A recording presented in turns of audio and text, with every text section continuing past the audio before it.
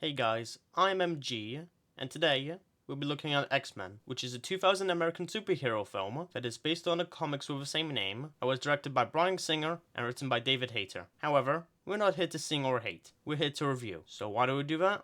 Right now. This film is really neat. I actually enjoyed watching it, and I don't have a lot of issues with it. There are minor flaws, like some scenes feel a little bit rushed. For example, Sabretooth's attack on Wolverine and Rogue. It did have tension, but when Cyclops and Storm save him, it's like, wait, it's over already? That's a little strange. The editing was also a tad bit off in a couple of moments. I wish Rogue's personal conflict with hurting people was enhanced slightly more, because by the end, she's just fine with her power, when they could have given her a character arc of accepting it, but whatever. And I wanted more interactions with Logan and Cyclops. Their scenes are really charming, but I wanted more of their banter, since the stuff we got was fun, with my favorite being Logan stealing Cyclops' bike.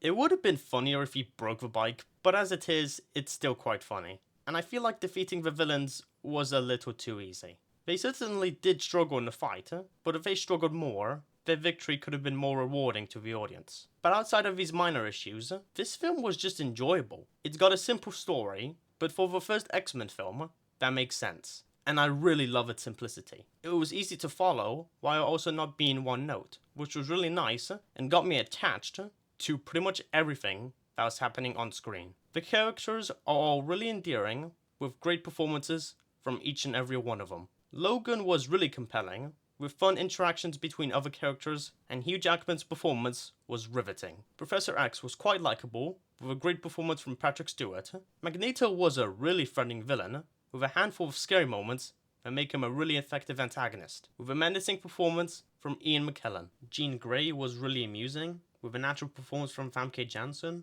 Cyclops was really fun, with a very charismatic performance from James Marsden, who we have seen in the Sonic movie. Storm was really cool, and Halle Berry's strong performance only made her an even cooler character than she already was.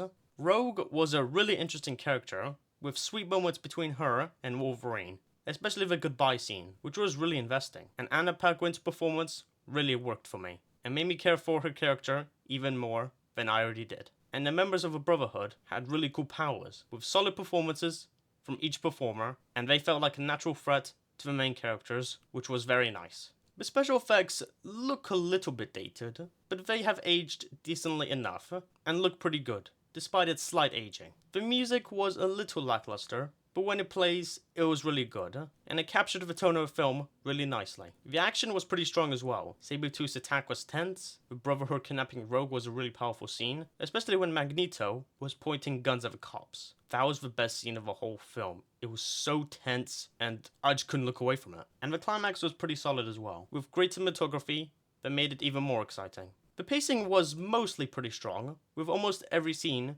feeling like they stop and begin naturally, which I really like because it helps enhance the story in an engaging way. Lastly, Kelly's death scene was really horrific, with good special effects that make it really memorable.